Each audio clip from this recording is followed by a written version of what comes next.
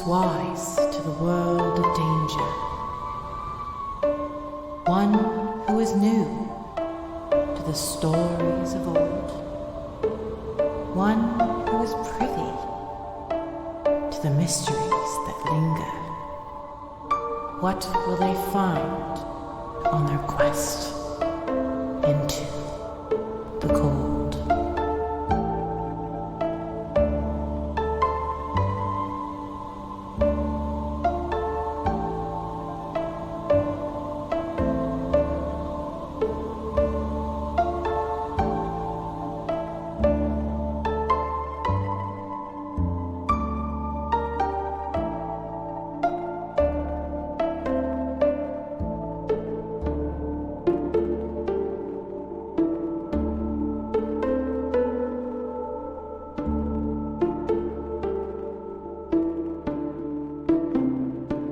I had some terrible fucking candy today.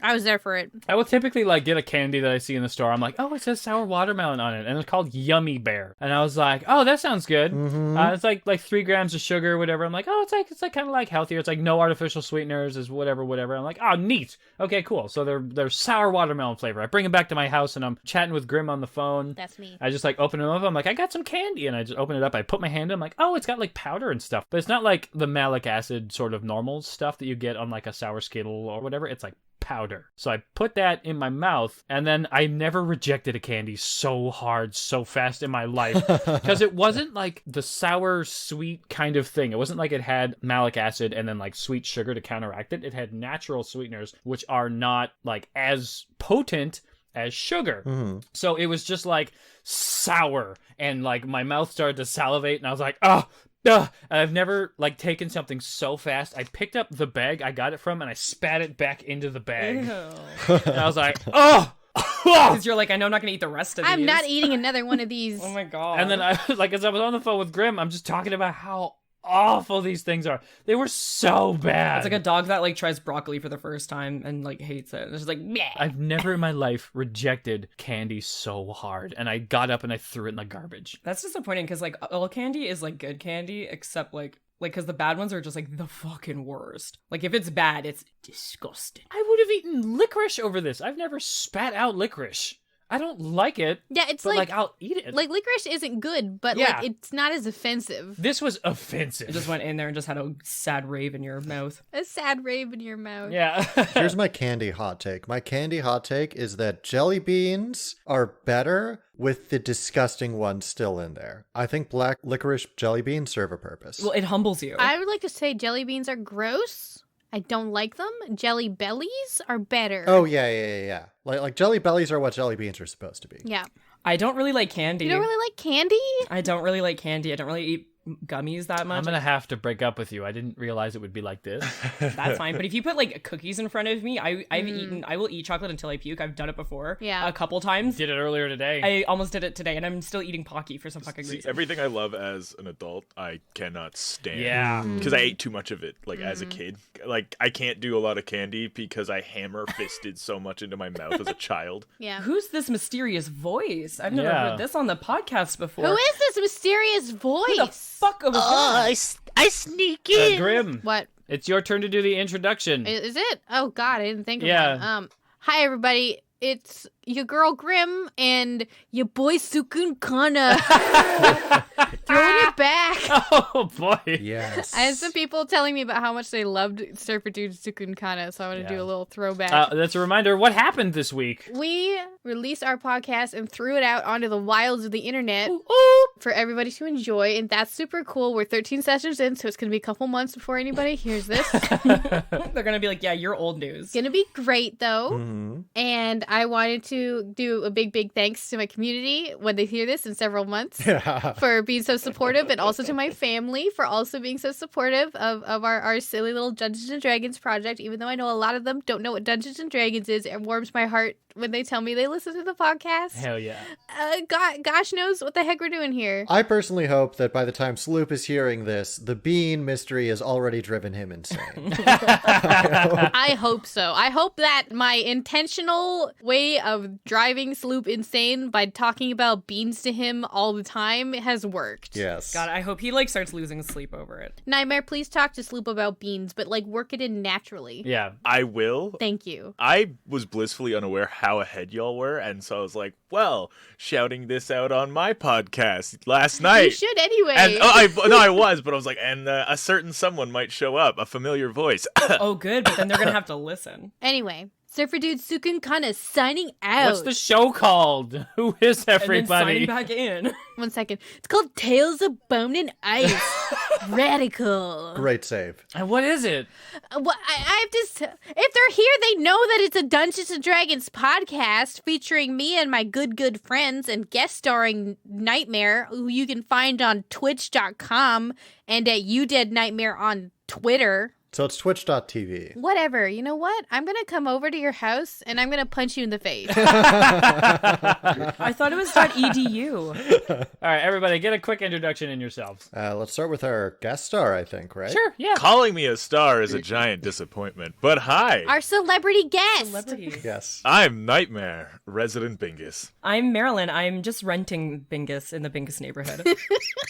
And who does everybody play? Come on! Oh, I play a ghost. Shouldn't Nightmare not introduce his character yet? No, you can just introduce his name and what his class is. I am Elandrathel. I'm a fighter, and that's all I'll go into because secrets. We have secrets. That's why his hair is so big. My name is CandorCore, and I play Condemned, the Goliath fighter.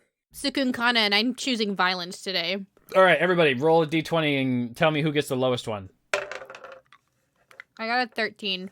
18. I got 11. Yes. 2. Nightmare, did you say you got a 2? I got a 2. All right, tell us what happened last session. Oh, fuck! Well, it was a very extravagant time where bad things happened and people got locked in cages. A lot of people want to, commit murder and violence. I'm about 10 episodes behind, so this is a bit of a problem, but... Well, look who didn't do their homework. Somebody who didn't watch the last episode, huh? Well, technically I did, but it was 10 episodes ago.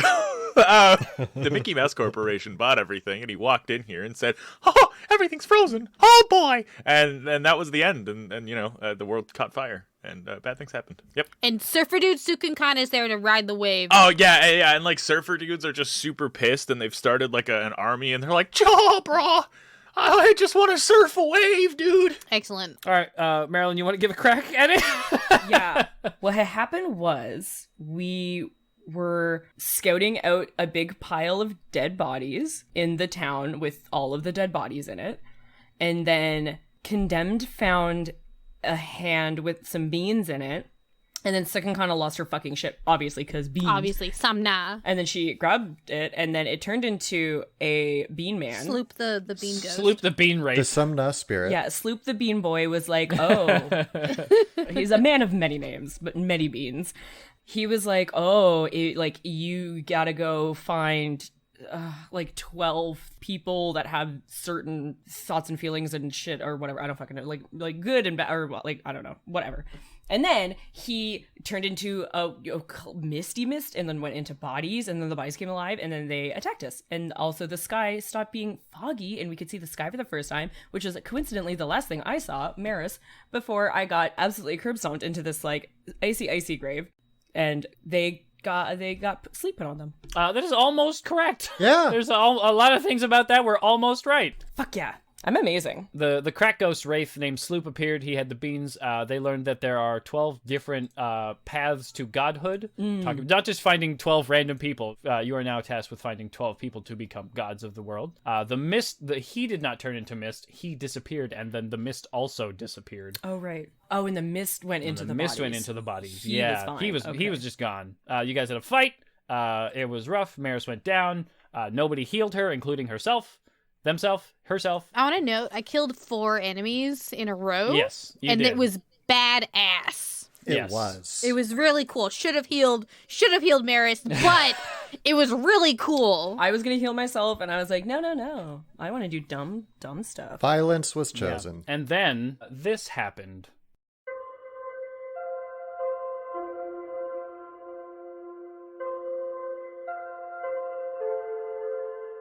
Meris, you find yourself in a place that is relatively familiar.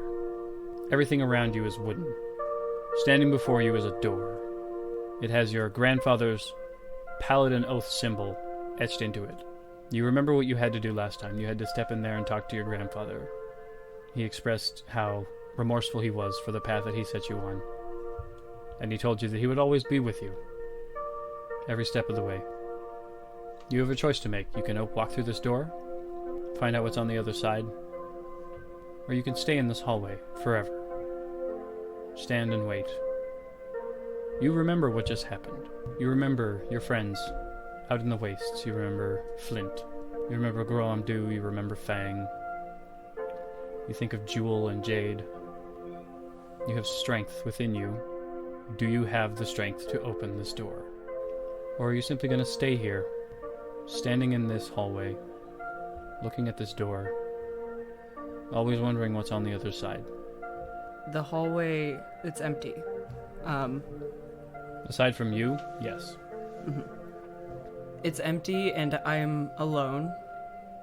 And growing up, it felt like I was always alone because I was different.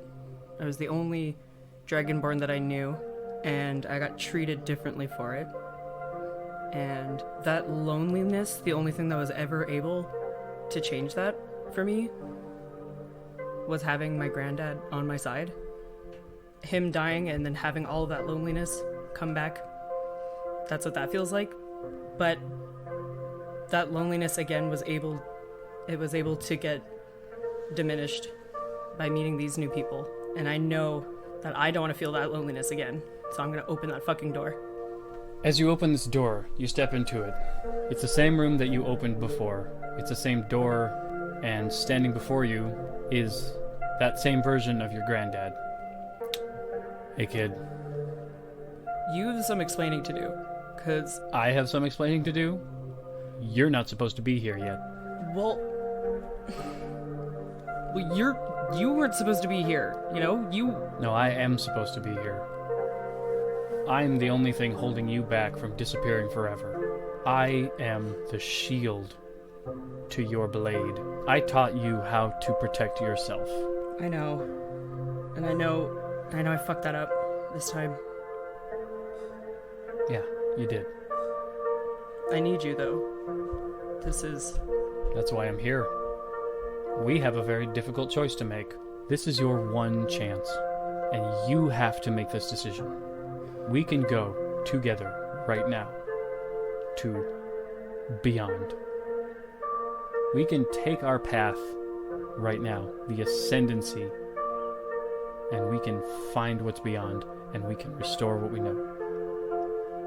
Or, I give you what strength I have left, and you go back. But I won't be here anymore. You can save your friends, and more importantly, whatever's going on down there, you won't leave them alone. No matter what happens, either way, I am not going to be here anymore. Mechanically, just so you know, this is me giving Meris the choice of whether or not she wants to go and die with her grandfather or go back to her friends and live. But this is your one chance, your one opportunity. I know. I'm trying to honestly, I'm kind of I think it'd be kind of a twist to die, but I fucking love Meris, and I don't think I'm ready to give her up. I do think it'd be pretty dope though, because then it would make Candor eat his words. Because I'm not pulling punches. There's just enough stuff here that I have this ready. So I think the reason that this is a hard choice for Meris is because they're still grappling with the idea that their grandfather was the person that made them strong and capable and balanced and have that strength and delicacy all at once.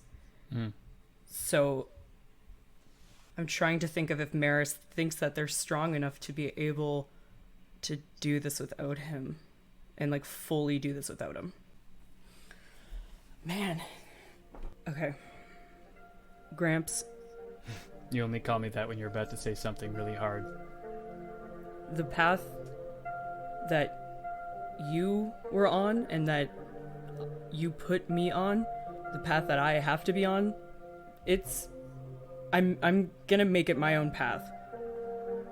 I have people now, and I know that I'm strong, and I know that I can care enough for other people and show them that care that they deserve. I need to know that I can do this alone, and I love you, and I love you so much, and I thank you for everything that you've done for me. As you're telling him all these things and as you're saying all these words, you can see that he is starting to sort of fade away. He's becoming transparent. And I'm not mad at you, and I know that you're a good person, and I love you, and I'm gonna do right by you. But more importantly, I'm gonna do right by me, because you taught me strength. You taught me strength within me, and I'm gonna kick ass. As you say, I'm gonna kick ass, a very familiar and familial smile crosses his face, and he says, "Proud of you, kid." And as his transparent form walks forward, it walks through you, and you can hear the door behind you close. Fuck. And on the door, facing you, you can see a sigil burn into it. What paladin oath are you taking? Oh, fuck yeah. Oh, hell yeah. Okay. Inspiring Sway. When you after you deal damage to a creature with a divine summoning feature, you can use a channel divinity as a bonus action to distribute temporary hit points to creatures of your choice within 30 feet of you. Cute. No, I think I want the glory. Give me that glory. All right. Fuck you, Grandpa. I love you, but it's my turn. All right. I gotta go my own way. You're Oh my god, it says dead in brackets. Dead. Yep. Meris. leave that as is Yeah, oh yeah. for now. That's just so rude. Okay. The oath that you have taken is the oath to glory. The intent you have behind this is in its infancy, but you feel a surge of need within yourself to finally take on the spotlight and stop living in your grandfather's shadow. As you said, it's my turn to shine, Grandpa. And the insignia that was burned onto the door finds its way and burns itself onto the armor that you wear on your chest. Oh, dope. And then you wake up. Solid. Fuck! That's the perfect oath for you. Sukni. Real good. Okay. Did you say your name was Elijahthil? Yes, Elijahthil. So, where we start is with Elijahthil.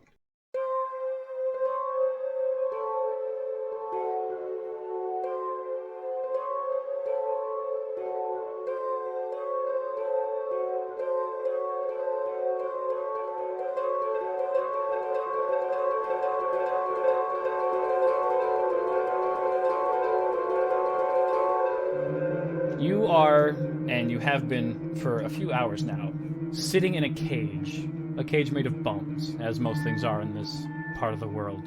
You are tied up, hands behind your back. There doesn't seem to be a knot in these ropes. It doesn't seem to be made of traditional rope either. It seems to be made of some sort of organic material.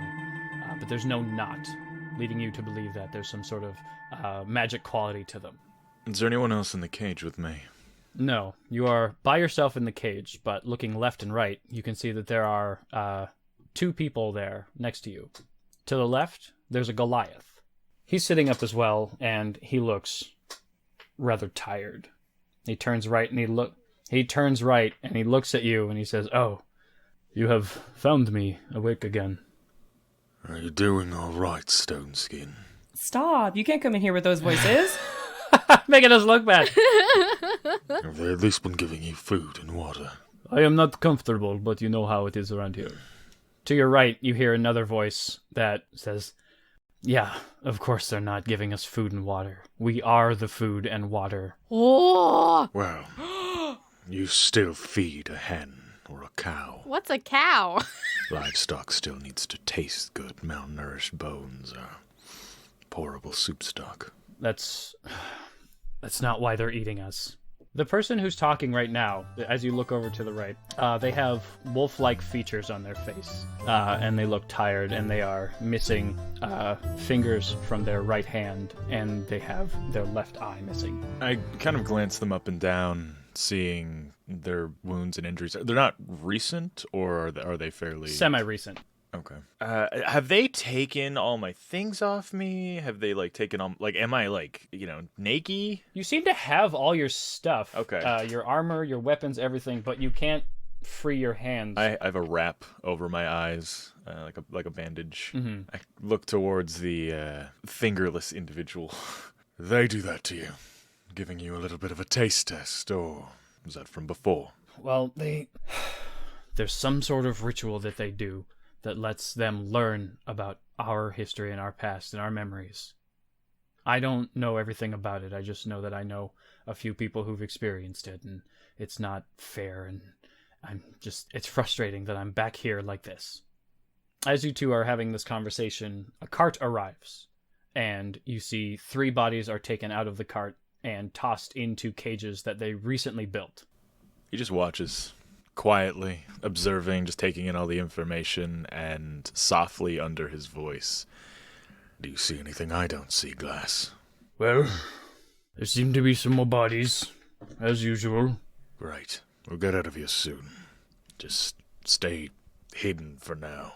We gotta wait for a proper moment, I understand. And he stops talking to himself.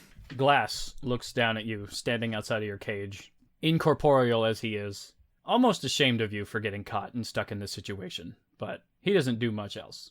And then, as I said before, Meris, you wake up.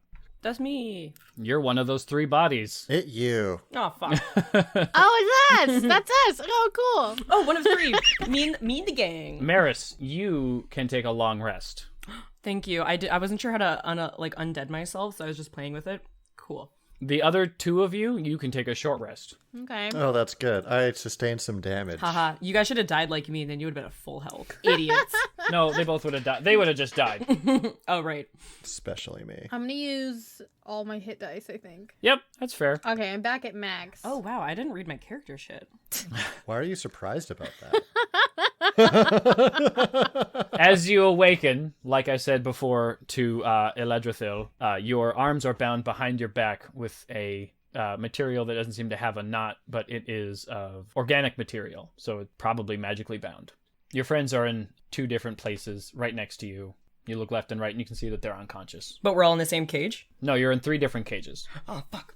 Wait, who's in a cage with me? Anyone? Nobody, just you. Everybody has their own individual cage. Ooh, private room. It's cute. They're all made of bone. Ew, okay. Yours look really fresh. I hate that. Gross. Yeah, that actually is worse. Is there anyone that I can see around me, in this room? What is that? What can I see? It seems like there's a circle of cages that are placed into sort of an open area. You are not in a room. You are in a pretty open area that seems to be sort of like a public viewing spot. People are walking around. A lot of them have animal-like features or are otherwise, animal in nature. You can basically see that there are walls everywhere. For more detail, or you can see walls farther away than you'd think they would be, because you're not in a confined space. You're in a community right now, and you just happen to be sort of on display for whoever's walking by. Are the people that are the animal people, are they in cages too, or are these free people? These are free people. Dicks. Yeah. Can you give me a perception check? Yeah. This is going to yield nothing, I'm sure. That's a 13 plus 0. So you can see there's a man who was just, he's got wraps over his eyes. You can see this. Next to him, you can see another Goliath. And on the other side of him, you can see Fang. Missing an eye and some fingers. At least they didn't do it to us, though. You do still have an opportunity to kill her, though. Ugh, I mean, she'll probably try to kill me first. Only if she wronged me, I would kill her. And she hasn't yet. Truly, you are a fair liege. I mean, if anyone deserves, she deserves to kill me. I ruined her whole life. With good intentions. Wait, what did you do to Fang? I killed her best friend. Oh, right. Well, he attacked us first. Right? Had it coming. That's what I said. Anyway, she got real pissy at me. And then it was like a really awkward time. Whatever. I hate her. She's stupid. Yeah, I still don't know why she was so mad about it, honestly. I'm sorry you made friends with a dick. Yeah, I'm sorry you made friends with somebody who was cannibalizing 2 gnomes and impersonating them. That's what I say to all my friends. Yeah, it ruined the beautiful gay mayor and his husband. Anyway, Jesus. I'm gonna go like, psst, Fang. Fang. Fang! She looks up and she sees you, and you can see that she just starts crying. Oh, fuck. I'm so She sorry. doesn't say anything, but she starts crying. Oh, no. Oh, I'm so sorry. I'm so sorry. Oh, no. Oh, God. Fang. And then I'm gonna, like, look at the Goliath and the bandage guy, and I'm gonna be like, who the fuck are you? My name is Meris. Banis? Bennis? Yes. It's short for banishment. Oh, I get That's it. cute. I like that. Eli audibly laughs and says out loud in Elvish, "That's stupid." Do I speak Elvish? I don't. If you laugh, I'm just gonna go like, yeah. Who the fuck are you? You can call me Eli. What does Eli look like? He's got bandages, and I assume he's an elf. So he is a high elf. He has like really long platinum white hair that's just from fairly very, very old. It's been pulled into like a braid to keep under his clothes. He's wearing like tattered, overlapped rags and cloth to keep warm. Very like traveling hobo-esque, just in an apocalypse, just lots of like hoods and ponchos. He's got bandages around his eyes and his skin is very, very pale. You can kind of see some like dark smudges coming from underneath his eyes, whether just like makeup that has run and never washed off. One of his ears is slightly clipped from like an old wound that runs down his neck. And yeah, he's like very, very old, like borderline geriatric. Okay. Perfect.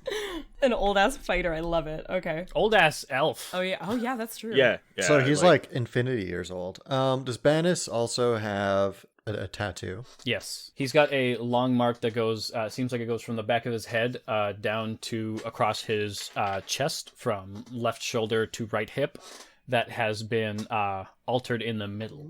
Ah, cool. I'm gonna be like, Fang, get it together.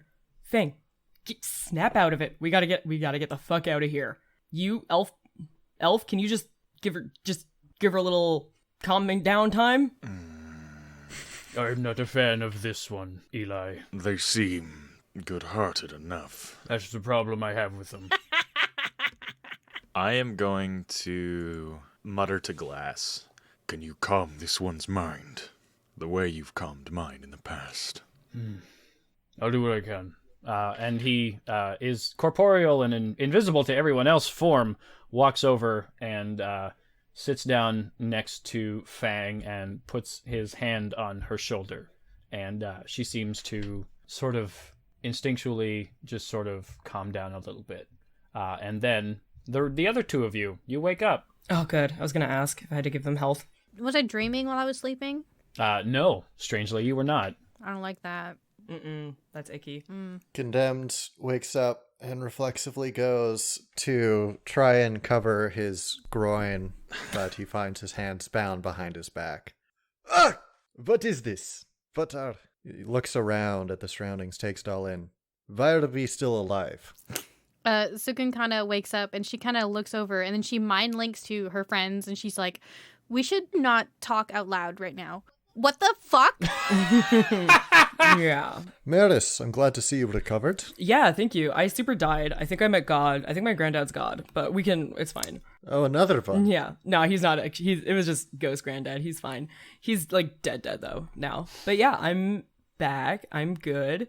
We need to get the fuck out of here. Also, Fang's here. So that's fun. Fang's here? Yeah. Condemned is going to kind of lean over and see Fang crying and mentally mutter, typical. Ooh, emotions. Yeah, exactly. Fang! She suddenly looks very shocked, and she looks up and sees you. And Cukunkana is up now too and looking over. What's going on? Does she have a problem with me? What is she? She looks at the three of you and she says, I'm sorry, I tried to talk them out of it. Taku out of what? Wait, are these your people doing this? Yeah, welcome to Duration.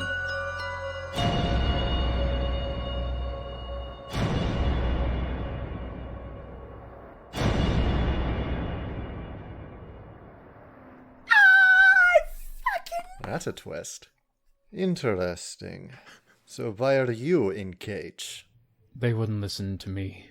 I told them what happened to Garuk. They said that was evidence that it worked. And she lifts up her right hand and gestures to her eye with her shaky 2 other fingers that remain on that hand. And so they took the sight, and so they took my weapon. Weapons are overrated anyway. You'll learn. Weapons are kind of cool. Sorry, Fang. Do you know what's going to happen next? And can we get out of here before it happens? I don't know what's going to happen. How many guards are around? You can see that there are 5 guards walking around. Well, you can't see, but you can hear 5 guards walking around. Oh, he can see. He's just a weirdo and covers his eyes because, he keeping up the, I'm an old man, you wouldn't. Because, elves are pretty spry. Gotta get that early bird discount. There are 5 guards walking around that you can tell. I'm going to try to call one of them over. Please. I can't feel my legs. I need to stand. Please. Give me a performance check. Yes. Do y'all roll, like, actual dice, or? You can do whatever you want. Sick, because... I do now, because D&D Beyond literally killed me. Yeah, it fucking cucks you every time! Alright, what'd you get? That is a... 18. One of the boys walk over. They say, oh, look at you. Oh, look, your legs are sore, huh? I have an old injury. Please, I just need to stand with my walking stick. All right. No, of course. No wonder. Of course. No worries. Hey, I'll get the guy right in charge of this. I'll get the medic. Yeah. That sounds suspicious. Yeah, I don't like it. So, while he leaves, you said there's 3 others? 4 others. 4 others. What are the locks on these cages? It looks like it's tied with maybe the same material used to hold you guys, to bind you guys. Huh. Cukunkana, I want to turn into an insuk, a mouse. And am I gonna freeze to death this time? Let's start with what does happen. So you want to turn into a mouse. As you think to yourself... 1 second. Arctic mice. Arctic mice. You turn into an Arctic hare. As you go to attempt to turn into a mouse to try to escape from the cages, you find yourself unable to transform. Okay, I want to try to cast a produce flame behind my back to cut my ropes. Sure. As you speak your words, what are the words again? Yeah, I say, Akin Kuku. Nothing. I want to get Glass to walk behind... what's your character's name again, Grim? Cukunkana. And I'm going to switch places with them. All right. On a related note, while this is happening, Condemned is also physically kind of trying his bonds a bit, which I assume yields nothing. Yeah. In that case, Condemned would be just kind of like leaning up against all of the bars as if he's trying to get comfortable. But what he's really doing is he's just trying to find a weak one. Just stress testing. Yeah. Love this. Glass walks behind. He understands. You guys have an understanding of how things typically work. He walks behind Cukunkana, and you attempt to switch places with him, but you find yourself very quickly and very aggressively slammed into the wall of your cage as it topples over. I'm just gonna old man, I tried to stand, but I fell over. Help! Help! So the guy, he says, oh, that stuff's not gonna work here. All right, let me go get Leon. All right, don't you sit right tight. I'll be right back. And then he leaves. That's 2 guards away. Yes. I'm going to try to cast another spell. I know it's not going to work, but she's going to try. Okay. She's going to say, Akwit Aksmach, and try to cast Ice Knife. It yields nothing, but you do feel a tinge of cold. Connie, give me an investigation check. Oh, yeah, investigation. This is what my Goliath fighter's good at. Can I start trying to suck all the marrow from the bones to try to weaken my bars? Gross, sure. 17 hours later. Make a check using your chef's tools. Yeah, do a Constitution saving throw, because that's gross. So that's a 7. Nice. All right, you notice that maybe this one, but it seems to tighten it even more and it becomes even more stable as you sort of like stress test it. Maybe you just did them a little favor. Shit. Fuck. They're so bad at this, I accidentally made it better. As the four of you try to stress test and escape in various different ways, you look over and... Is there anything on fire within a 60-foot range of me? No. No torches? No torches. Can I just make a quick Arcana check? Sure. While I'm being a feeble old man and try to like recall in my eons of knowledge if there's any like weird magic rope that is like anti-magic or things that would be this potent. For sure. Oh, that's it's okay. 16? Yeah, you're aware of the fact that there are certain people that have used pieces from like ancient monsters that used to be called beholders as anti-magic bindings, but We got beholder intestines wrapped around our arms. yeah, like beholder intestines and stuff like that. But like those monsters have been extinct for a very long time, and it's like maybe could it be possible that they found some old beholder rope? I don't know, maybe. So as this is occurring, you see this giant lion figure standing on two legs walk towards the four of you. He says, "Okay, so I like that one there," and it points to Eli, and then those three new ones, okay? Fuck you. Bring the four of them in their cages with it along, and bring them to my chambers. Please, I need to walk. I can't. I'm gonna like have my legs spasm. I'm just be like, I can't get up. I see it within him. He's got it there.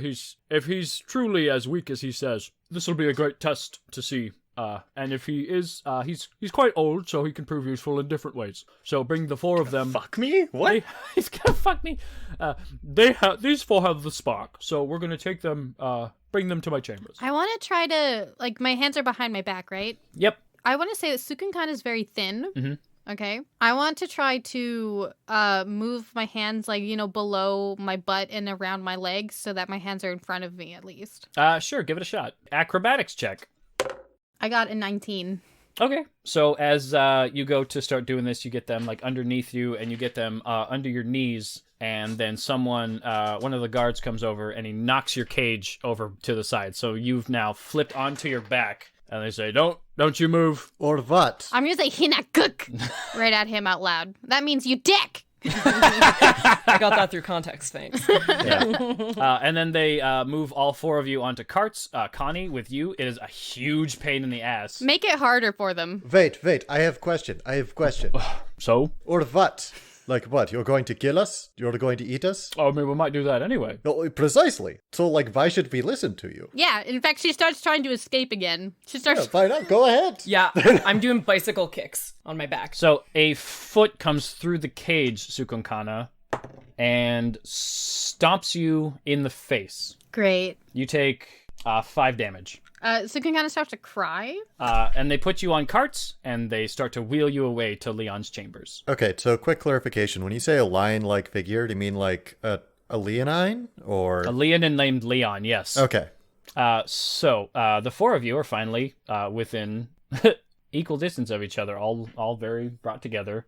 You can see Fang, if you look over, is desperate, and she starts crying out, "No, don't take them, please don't take them." Cukunkana's going to keep trying to cast magic. Does anything... You get like sparks of your magic, but nothing solid. I can see that she's trying to like cast, and Yeah. I'm gonna ask Glass to use Manifest Echo and do a quick little attack towards her bindings. Okay, give me, what is it? He can do like an attack roll, right? Yeah. Suddenly, everybody can see this ice figure who seems to be entirely and completely frozen. He is crinkly, crispy, crunchy, whatever like adjective you want to use to describe a person who would be made of ice would move. Give me an attack roll. Give me a sleight of hand check, actually. All right, I can do that. I'm innately good at this. I'm 12.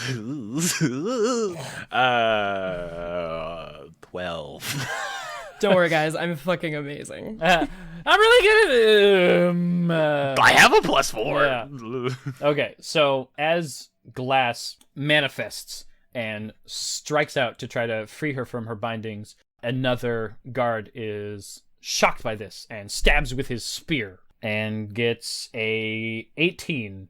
I believe that's over the AC of glass, right? Oh yeah, he has my AC. So he gets hit with it, and the boy disappears. Oh, all right, quickly, take them quickly. Go now. Cukunkana uses mind link to link to Connie, and she's like, just do anything. Do anything. Like, I choke up a lot of blood because that hits me. Oh, right, I gotta roll a damage for that. I now have a hole in me. This is Echo Knight stuff, right? Yeah. Are you using custom rules, or are we playing those raw? This is a little bit custom. So he's like Raw, the rules are how they go, but he is, the effective thing is that Eli is possessed by a ghost whose name is Glass, who is a water genasi who froze with ice. It's got like flavor text. Okay, I only bring that up because the Echo Knight has 1 hit point when the Echo is hit, so I don't believe that actually transfers over to Nightmare. Oh. Or that's raw. I don't know how you guys are playing it. Okay. Yeah, no, I'm still used to the UA Echo Knight that it transfers over. We can flavor it if you want to do it that way for funds. Yeah, if you want to take damage. Sure. I mean... Okay. 1 damage to Glass and 7 damage to you. All right, go quicker now. And you are all suddenly like pushed very quickly and aggressively into Leon's chambers. So we're on a cart, right? You're all on a cart. Cool. All right. So as soon as the Vich indicated that this was an emergency, because like he was just chilling, he was just preparing, right? So as in all things, because this is like kind of vaguely magical, Yeah. he's just gonna blindly listen to Cukunkana. So as soon as she said do something, do anything, he's going to initiate one of his plans, which is to launch himself shoulder first at like the top corner of his cage, with the intent of toppling it over onto one of the guards. All right. So you're in a pretty confined space. So you're basically like super like squatted. There's not a lot of room. But give me a athletics check with disadvantage. Okay, with disadvantage. That is a 15. Okay. One second though. While that's happening, while he's doing that, Cukunkana's gonna try to escape, like get her hands over and get out her magic dagger that she has. Okay. So you do manage it. You get just a little bit of your squat going. Never skip leg day. Arms behind your back, and you push yourself off, and you just knock your cage from the corner down onto a guy, and you squish this guy. He dies. He is flattened. He is dead. Yes! Yes. Fuck yeah. Fuck this guy! Was that the guy that stomped on Cukunkana by chance? No. Dan. The 3 other remaining guards call over the just, and then they whistle for another guard to come by. He replaces this guy. They pick you up and put you back on the cart. Wait, while that was happening though, Your magic dagger. I rolled a 21. To do what? What did you roll? I wanted to do acrobatics to get out of my bonds because I didn't quite make it before. Okay. So as you do a 21 for acrobatics, your buns are now in front of you. Okay, and I want to get out my magic dagger because you said we have all our gear. Yep. And I want to use it to try to cut the ropes. Okay. You start to try to cut the ropes. Normally that would make a lot of sense, but they don't seem to be making any headway, making any break at all. But it's a magic dagger. Yeah, but they're anti-magic ropes, unfortunately. Oh, yeah. So they very ungraciously put Connie back up onto the cart. I, the player, was happy to just let this cutscene go through, but Connie is still operating under instructions. So if he had the opportunity, which it sounds like he did because they had to call over other people, he is going to ready an action, and as soon as they grip the bars, he is going to use his action to try and kick and smash the fingers of whoever is gripping the bars. Fuck yeah. Okay. Give me an attack roll. Okay, so that's a 19 to hit. Okay. So you crush a dude's fingers. Hell yeah. Yeah, and I want to try and twist to separate them from the dude's hand. Ew. Give me a strength check again. Cool. And if I get the choice, I want to do it to the guy that booted Cukunkana, by the way. And that is a 19. Okay, so you twist, and this guy's fingers come off. Yes. And he screams and yelps in pain. He says, "Ah, no, ah, ah!" Bitch. Cukunkana wants to, okay, since the knife thing isn't working, she's going to hold up her arms with the knife, and she's going to look at the old man, and she'd be like, you tried that thing before, right? She mind links to him. Yes. Do it again. And she holds wait. her hands up as far as she can and close to him as can to help him to hit better. Okay, I'm gonna use Manifest Echo, and I'll just get Glass to Okay. Squatting inside the cage, or like inside or outside the cage. Like get him as close to the slash as possible. Okay, so since y'all are being incredibly difficult, these people are not going to give you any more leeway. Ah, shit. So Glass appears inside this very crowded cage, and he looks silly as hell. He's not happy about it, and he looks at you and says, rather undignified, don't you think? As he starts to like try to cut these ropes with his. I assume that he's got a plethora of weapons, like a dagger in there as well. Yeah, he is like, not to give fancy stuff away, but like he has the real versions of what my sticks and dumb bullshit appears as. So he has like a double-edged scimitar. Ooh. Okay, give me a sleight of hand check again. All right, come on. Yes. So that is a 23. Okay, as you get in there, it seems like you are having a bit more leeway than Cukunkana was. You seem to be there's something much more on the physical side than the magical side with Glass. But another spear comes through and stabs Glass again. I was gonna say, he shatters into a million pieces. Before they like get that swing off, I want to demanifest him. All right, as long as Glass is not blocking Cukunkana though. So I don't want her to catch a spear. Stabs the baby. Yeah. Okay, so the spear goes in and Glass demanifests, but noticing that Cukunkana is making headway with this magical partnership that she's got going on, he slams the spear down on her shins. Ah, fuck. And Cukunkana, you take... Shins are so delicate. Right? Ooh. You take 8 damage. Okay, how much headway have I made on the bonds? Out of the 6 wraps all the way through, you have taken off 1. Fuck. Oh, great. That's a lot of work. Meris lets this cutscene play. Suddenly, all 3 of these guards are like stabbing at all of you with spears and kicking at all of you and just doing a much more deal of violence. So I'm just going to roll a few damage dice. I'm just going to cry for sympathy and just be like, I'm an old man! I'm hitting me! My back! Glass, you take 7 damage. Connie, you only take 3. Not bad. But Cukunkana, since you're being the most pain in the ass who hasn't killed someone yet, but you keep like trying and trying and trying, you take 8 more damage. Well, I'm almost dead, so that's cool. Yeah. They say they're all crowded around you and they're like, we don't need you alive. He wants you, okay? She doesn't say anything. So you're gonna go one way or the other. All right? She does use Mind Link to talk to the people she's currently Mind Linked to, which is her 3 companions, and she says, fuck these guys, am I right? Yeah, I hiss through the bars like a little snake, like a little snaky, like... If we wait, I'm sure that our opportunity will arrive. I'm gonna kill all of them. Yeah, me too. I mutter in incoherent Elvish, as I don't think anyone understands it. Okay, there is one more thing that I want to do. I don't know if you're going to want me to roll for it. Condemned is going to position himself so that he can kind of like scoop up the 2 fingers that he tore off inside the cage and like twist around so that he's like backwards facing the guy that he took them from. And he wants to just... Eat it? No, just like kind of twist it so that he can like wave goodbye with them. Oh my god, just like behind your back, just kind of like bye-bye. Yes, exactly that. Dickhead. Yes. I'll just let that happen because that's funny.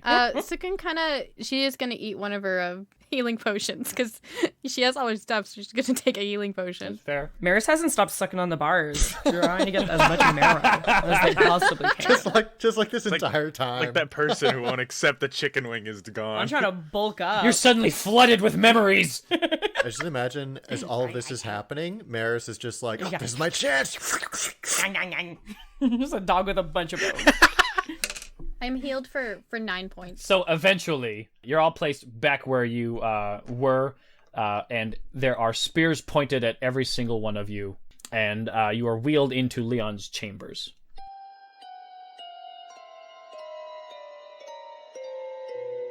The chamber you are brought into is taller than any building you've ever been in. The sheer size of it is disarming. The walls, floor, and ceiling are made of flesh and bone, and upon seeing the flat surfaces, you can see the telltale signs of humanoid figures, hands, faces, arms, and legs, all flattened and expressed in wrenched expressions of pain and fear. Hanging from the ceiling are long chains made of bone with large hooks at the bottom, some of which have bodies hanging from them, which leads your eye to view the vents on the floor, assumedly for the drip of blood. Leon's throne is made of flesh and fur, and as he sits upon it, his right hand strokes a skull that acts as his armrest as he speaks to you. And as he does so, you are placed equal distance from each other before him, as if you are to be knighted or executed. I can't imagine we're about to get knighted, you fuck. Yeah, fuck you. Fuck you. Hey, I choose to be optimistic. That's not like you. Yeah. There are many, many more people in this room. It seems to be that each of you has 5 different spears pointed at you individually. Fuck, that's a lot. The cages are then cut open. So there's a bunch of taxidermied people? Not taxidermy people. Humanoid bodies were used or humanoid skin specifically was used as the wall and floors of this building. Skin tent, let's go. We made a joke about this. Yeah, and y'all were after me about filling our houses with human hair. Yeah. I'm gonna crawl out and ask for my walking stick because I assume that is one thing they would have taken because it doesn't really fit in the cage. So as you ask for a walking stick, you feel the back end of a spear on your jaw. I can't stand, please. You wouldn't deprive an old man of his walking stick. We'll see about that, okay? All right. The 4 of you, I can tell, because I'm really intelligent. I don't know if you know. My name is Leon, by the way. Hi, nice to meet you. What is all your names? Oh, I'm go fuck yourself, actually.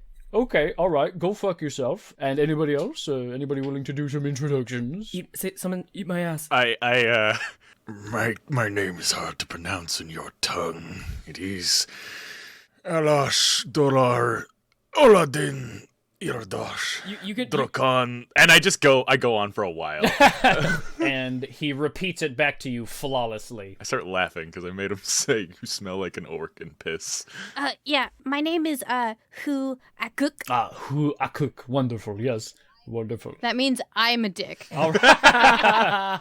He takes it all, 100%, whatever name you give him, he takes it at face value. Sick. I love them when they're dumb. I'm so happy. And he turns to Connie. He's like, "Oh, and you, sir? Why are we here? All right, so why are we here?" Oh my god. I don't know why I expected that to go any other way. All right, wonderful, wonderful, wonderful. Okay, so the 4 of you have something called the spark within you, all right? It means that you are, unlike everyone else around here, as you notice, you'll walk around the frozen wasteland, and most of you are quite a little bit different, I'd say. You have a bit more joy within you. You have a bit more flavor and spice. You wish to do more with yourselves. You know, it's something a little special. I'm always really appreciative when I meet someone like you, because I get to see something really special in action, okay? All right, now, we're going to untie you soon, and then you're going to give us a bit of a show, okay? All right. It's going to be great. And then behind the 4 of Are you... you going to make us fight each other to the death? Oh, no. I'd never make someone... Oh, thank God. I'd never make someone fight their friends. That is evil. I am simply curious. Okay? All right. Behind the 4 of you, you hear 4 footsteps. Only 4 steps? Yeah. Pardon me. 8 footsteps. Oh, okay. You hear 4 sets of footsteps. 7. One person actually had an accident. One person has 1 leg. You're right. And that's 7 foot and 1 walking cane. So as this happens, you can feel it, and then you can feel singular individuals come behind you, and they touch the bonds that you have, and the bonds break free. 7 spears each, still pointed at you. He says, "Okay, all right. You can turn around now, and you can see what your opponent is going to look like. Mm-hmm. Turn around. Go on." Okay, well, I guess Condemned's going to turn around, and he's also going to be looking around. Are we near the walls? No, you're more or less in the middle of the room. Okay, and about how far are the walls from us? About 20 feet. This is a huge room. Okay, and the walls are made of flesh and skin, you said, right? Yes. These walls are made of people. Gross. Great. All right, so what Condemned wants to do is he's going to take a Grimhilde level of interest in the architecture for once. Sure. Okay, so there's typically like an omnipresent wind on like the infinite sea plains, right? Mm-hmm. Typically always. Okay, great. So he wants to see how much are the walls flapping to try and like gauge their thickness. Give me an architecture roll. Fuck me. Yeah, I don't have like mason's tools or anything. No. I guess give me like... Could I use bonesmith tools for this one? I don't know. That's a tough one. Can you do perception check to see like if any wind is? Oh wait, no, I guess there's no wind. I here. mean, It's made out of leather. Maybe maybe your textile. Yeah, give me like a textiles roll. Honestly, Of leather. honestly, that makes sense, right? Yeah, give me a textiles roll. Solid. You're gross. Okay, well, I get expertise in that because of my Rune Knight bullshit. Yeah. So that's a... God, why do I keep using this thing? I thought that was a 1, but it's just a 16 and hard to read. Plus, like, a bunch. I don't know. 22, I think? Okay, so what you can tell is that the walls are not actually they don't actually seem to be made of flesh. Flesh lines the inside of them. These are a tool for fear, to induce panic. Okay, so they look relatively thick. Yeah. Like, sturdy. Yes. Okay. All right. So, what do you think? They're rather nice, aren't they? Okay, I'm turned around Yeah. slowly. What you can see is there is one very tall, hulking Goliath. Oh, is it for me? He's walking forward, and he has various different markings all over his body that have been altered in various different places. Does he very much look like a gladiator or a champion? Yeah, sorta. Eli's gonna stand up like immediately, dropping the act. He's gonna pull his like little wooden club out from behind his cloak. Wait, we've been untied. Yes, my brain. Yeah. We've been untied. Okay, cool. I'm not stupid. Got it. Cool. Yeah, he's just gonna stand up immediately. He's dropping the act. He's like, oh fuck. Okay. Okay. So then you also see someone who is wearing it's very fancy armor for what you're typically used to, and they have some bird-like features as well. They are pretty tall, and they have a sword on their back and a spear in their hands. There's also someone who looks like they're pretty small, like maybe a halfling or a gnome or something, and they look very timid and afraid and like they really don't want to be here. And then sort of a roguish looking guy. Like a human or? Yeah, he's a human. Just a Joe average man, hood over his head, and he's got 2 knives in his hands. Oh, my backup character, John Humanman. John Humanman. Fuck off.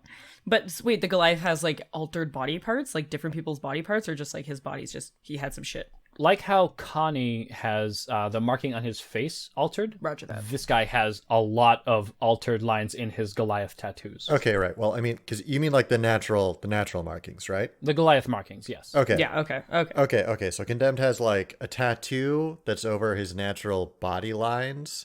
And then this guy also, I presume, has a bunch of tattoos that do the same thing. Yes, tons of them. Okay. And he says, "Okay, show me what you got." And then the guards run to where the throne is, and a large wall slides up in between them. Presumably, at some point, they all wander away to sort of a balcony area to watch.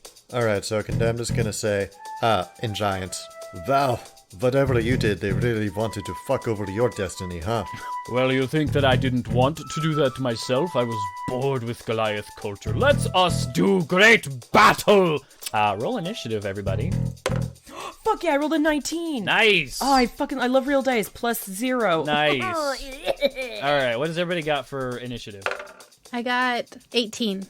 16. 27. Nice! Yeah! Nice! My Fuck off. dog. Can you fight mine for me too? I have a +9 to initiative Holy shit. Yeah, plus $1 billion. You're nuts. because I'm blind. Damn, dude. Nice! The order is you guys and then them. Fuck yeah. And then the fight begins. Eli, your go. All right. How are they all? Like, I know they're all healthy and fine, but like, are they kind of equally dispersed to us and our weapon variety, or what are they rocking? They have a pretty equal difference in their weapons. Yeah. Okay. They've got a lot of different ones. I'm not gonna get in the way of Goliath combat. So I'm gonna go with the most uneasy looking one. If any of them look like they're being kind of forced to do this or unsure. Okay, yeah. I did say that there was a halfling who looked relatively uncomfortable and uneasy. Yeah. They're all about 50 feet away from you. Cool. Like I said, this room is enormous. I'm gonna point at that half-orc. Halfling. Sorry. Just swing my little club and have Glass mimic the moves behind him and just slap him in the back of the head. All right. Give me a attack roll. All right. I'm gonna be using my double-bladed scimitar. That is. I hear that someone else uses metal dice. Oh no, this is actually, because this is the bone pod, made of bone. Nice. Oh, Yeah. nice. Hell yeah! Bro. Oh, I'm gonna suck on it. 22. Okay, that hits. Okay. 8 damage as I just bap with that first slap. Okay. And if they move 5 feet away from, because glass stays there, if they move 5 feet away from glass, he gets an opportunity attack. He can smack him. Did you use slashing damage with your scimitar? Yes. Okay, so as you point to glass and you do the mimicry of what you want him to do, he appears behind them and he takes it and he slashes across their back, as this is a very unexpected maneuver, and they cry out in pain, and they fall to their knees, but soon get up and turn around to face this enemy. I'm also going to use my movement, and I'm going to get as close to them as I possibly can, using my 30 feet. Okay, so you're 20 feet away from these 4 violent boys. Oh, wait. Actually, hold on, I need to see if this is a action. No, it's a bonus action. I'm going to swap spots so Glass doesn't die. I'm going to swap spots with as he turns around, he sees me. Oh, that's scary as fuck. Oh, cool. Yeah. I love that. So you swap spots with him. I'm just going to sit there and I'm going to pull my blindfold off, and my eyes are just this like white with this kind of black smudged heavy dark circles just from lack of sleep. All right. Meris, you're up next. How far apart are the 4 of them, like in a line? Like if I wanted to use my breath weapon, it's a 15-foot cone. Can I get all of them in one if I like go to the side? No, they're about 10 feet apart each. Well, that's dumb. Did you say they're 50 or 15 feet away? 50 feet away. Okay, 50, 5-0. Yeah. Oh shit, they're like far from us. Yes. Oh, I thought they were so much closer. I'll go up like 20 feet, and I'm gonna use Guiding Bolt Nice. Yeah. on the Goliath. Okay. So I'm going to use Guiding Bolt on him, so Flash of Light streaks towards him. It's a ranged spell. On a hit, he takes 4d6 radiant damage. Yep. And then the next roll is on advantage against him. Yeah. So roll the attack. Oh, that's what I do. Okay. Oh, a 19 again. I swear. 19 plus 4. 23. Nice. That hits. Fuck yeah. Okay, so 4d6. Okay. That is 6 plus 5, 11 plus 1 is 12. Plus 1 is 13. All right. So how does your guiding bolt look? Because it might be different than Grimm's. Since it's Oath of Glory, is it just like Meris's grinning face? No, I think it's just kind of like it does come out of like my hand, and it just kind of like it like holds on to like the tip of one of my claws, and then I just kind of like point it, and then I'm just kind of like you. That's dope. And then it just like blasts off, and it's just kind of like a fiery white that kind of like burns out into like a kind of like reddish orange, but it's like white in the center. Whoa. Yeah, and then as it hits him, and then it like leaves that kind of like it leaves that light because they have advantage, so it's kind of like a fire, like it just kind of like lights him up, kind of like there's a torch almost like somewhere surrounding him, but you can't really see it. That's cool as fuck. Yeah, I'm really cute and good at D&D. So as he gets hit with this, you hear a roar in rage as he takes this blast, but he's illuminated now. I killed him? No, he's illuminated. He's just... Sorry, there's an eliminated. Oh, and then I think as a bonus action, how far are my friends from me? You moved ahead, actually, right? Yeah, I said I did.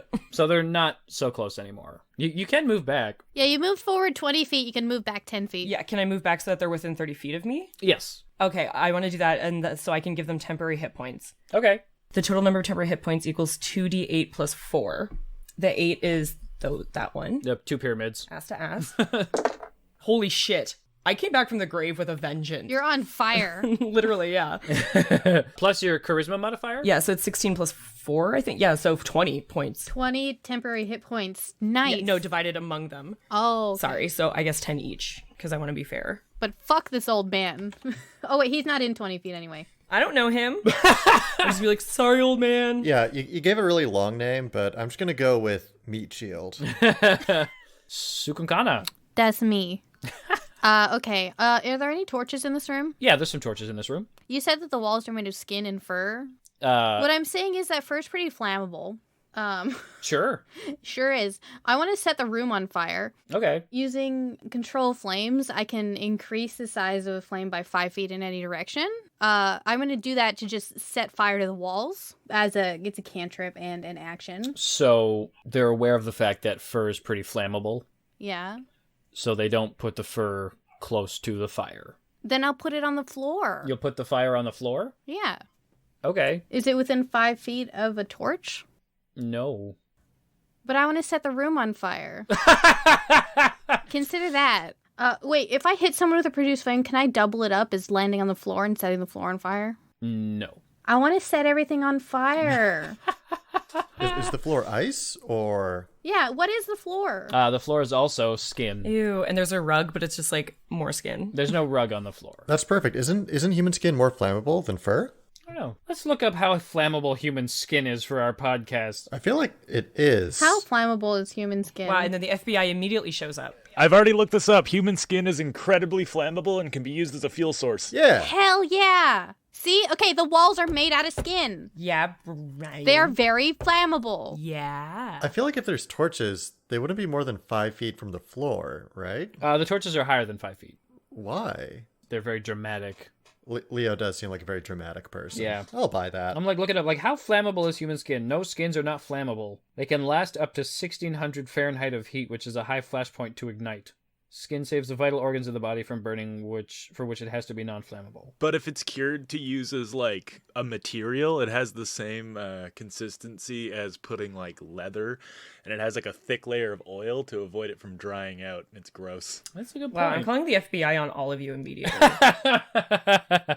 All right, so you want to light this place on fire. Yes. How do you want to go about doing that? Well, I just wanted to take a torch, and I just wanted to extend the flame 5 feet upward to set the wall on fire. Okay. Is there a roll involved with control flame? No.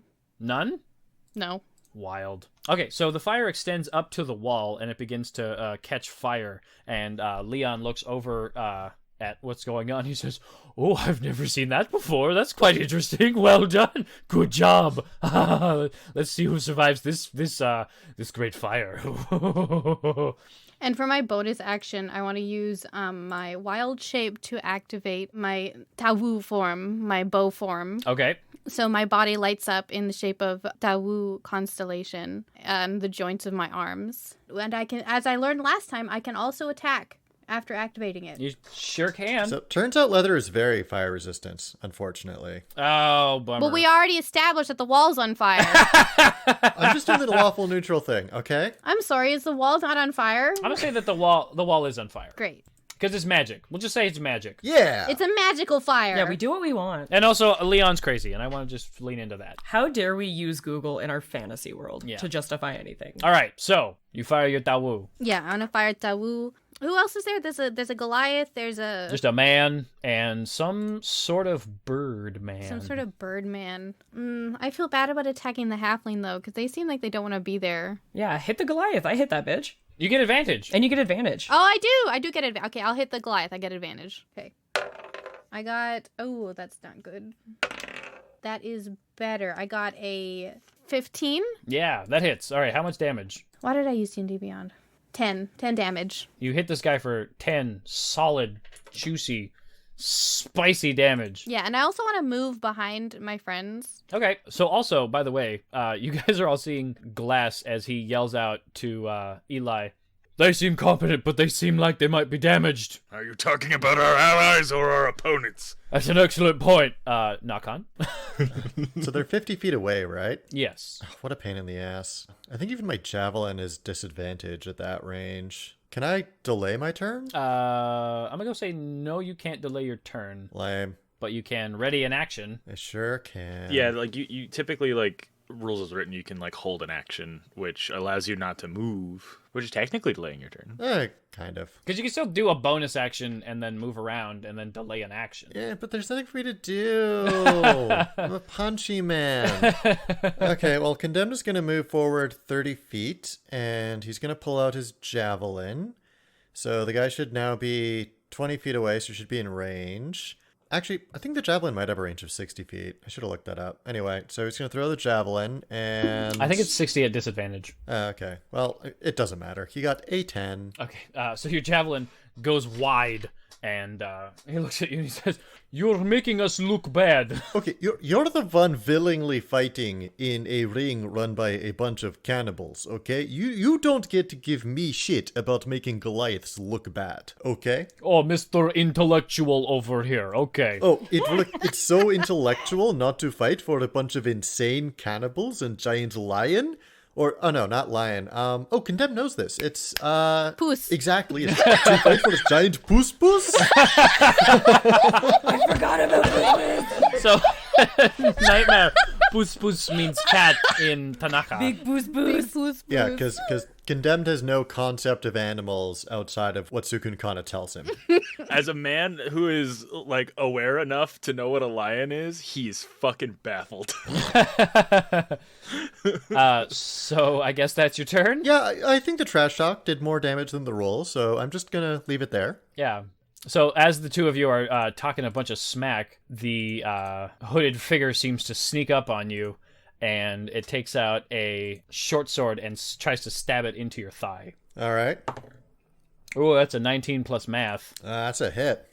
6 plus 2, so you take 8 damage from this guy. Okay, I guess I'll take that. Fuck this guy. He says, eyes on the fight. And then he ends his turn. Okay, Condemned is gonna respond. Is that a short sword in your hand, or are you just happy to... Ah! Stupid. I love D&D. The small halfling who's been getting messed up a little bit by Eli looks and is rather afraid. They put their left hand on their right wrist, and then their hand starts to glow as they put it over their shoulder and touch their back as the wound starts to close. Kill their cleric. I don't want to hurt this little dude. Kill the healer. And that's their turn as they look up at Eli, rather afraid and relatively terrified. All right. And then it is everybody's favorite, the most attention-seeking person in this entire situation. Oh, it's my turn already? Goliath. Goliath runs up to his giant kin and takes his great axe out and swings it to try to chop you in the side.